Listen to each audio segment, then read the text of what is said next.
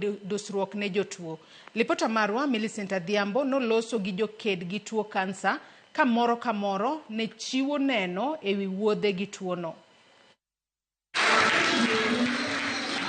E kar thieth maduong' ma Jaramogi Oginga Odinga Sigand referral, jokedo gi tuo kansa obiro karomgi e romo makende mar puonjruok, somo paro, jiwore kindgi giwegi ewi tuo kansa, ahinya to kansa mar thuno kaachiel gi midhiero mokelo e kind oganda.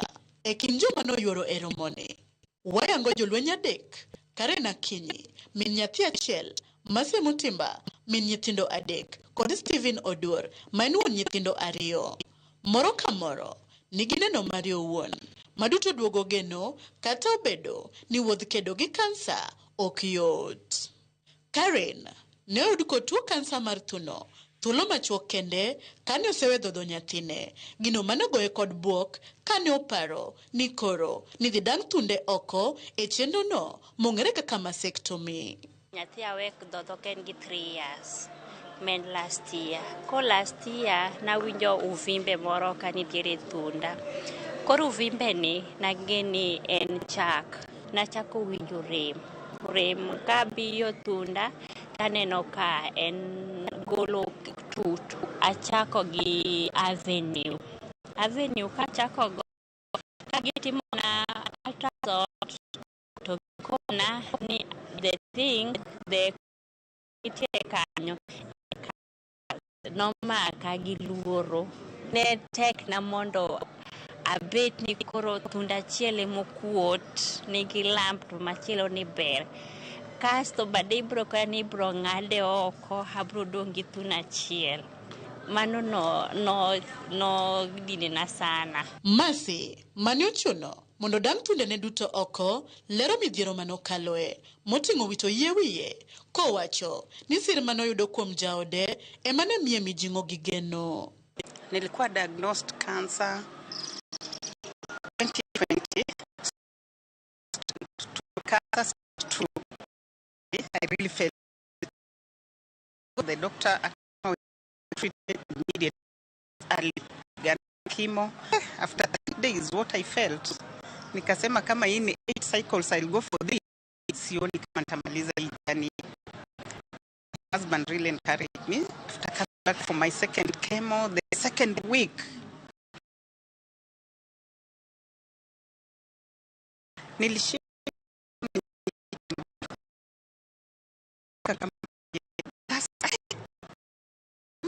This is it. Bilateral both breasts. I thought I was going to get because it really took almost 12 hours after surgery, emotionally and physically. I felt like I've lost something.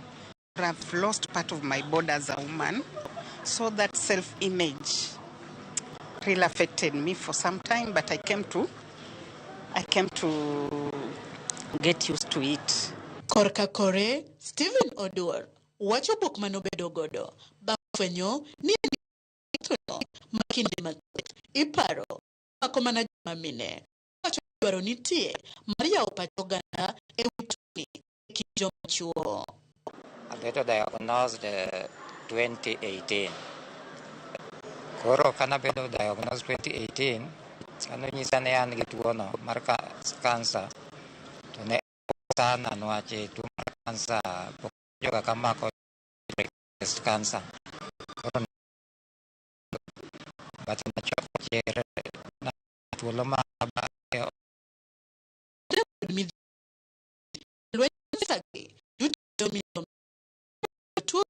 e kiganda kod gima chiegni kendo mi sir mowinjore bende gijiwo joma kedo gi tuoni mondo bed motegno ka gin gi geno ni gibiro loyo lwenyno. Even if you have been done mastectomy, nobody will even realize you've been done mastectomy like me. Right, having on the prosthesis and nobody can notice it. I am having been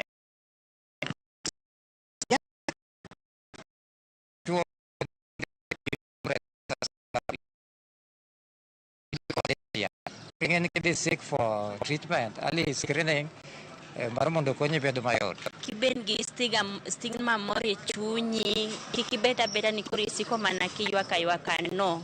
Nyasaye bro chango ji, wabro chango. Mar kansa sio mwisho. Na utemo tegno kamano, to en geno mar ngima. Miyo jahocho Phoebe, lero thiethoro wachni, matemo loko kaka kansa. Kansa ok en giko mar gimoro amora. Kata ka neno andi manita,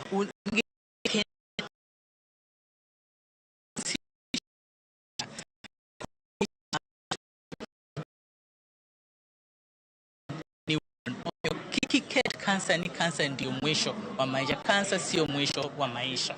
Gini samoro miyo ji, kwanza kaka joma mine, feel ni ok gijobeche kaka ne gin chon. Mondo wadusgi, mondo gimbe gine ni kara tuo ni ok nyatie kama. Nikech kimo miyo ng'ato kokelokre marateng', suche lokre marateng', to wiye te lwar. Koro kono wakelo jowicho ma wicho ne ji kokgi, kendo idag pich gi makeup maber, ma kendo rwaknegi wigs moko maber. Ma koro kata ka ging'ire kiyo, to kansa ok bibogo gi kendo. Phoebe medo ni neno michiwo gi jolweny kansa gi konyo e jiwo kod puonjo oganda mondo kika kwede bedie kaachiel gi konyo e ng'eyo matut potenore gi tuoni kod fwenye e kinde momoko. We train one week mokwongo accept to so easier to ng'ato ng'eni nikech ng'ama okidong'echa maybe en gimoro machande inyalo kaka seche moko bedo ge trainings man kaka kansa chakore mos ka iseng'eyo to ka ng'ato be opimoni ni en gi gimoro bilano machake mos tinyalo nyise ni ne DA screening mondo odhi otimni. So wan wawegi wakwongo wachako ni wa accept mokwongo. Ka wa accept the society around us, you know, koseneno ni ng'ane to dagi kansa to be wuoya about it for somebody to now come and talk about it.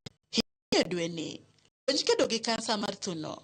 Paro ni oganda ni tuo kansa ok en bura mar bedo mangima kod puonjo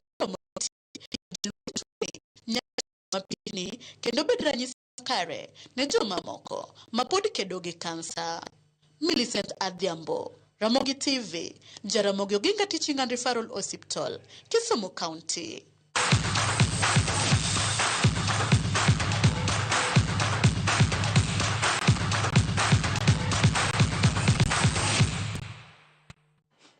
Eweche mag tuke en ni moko kuom jotugo mag golf kod sumo nobedo joloch e tuke mag NCBA mahigani e tugo manobagi kata manobedo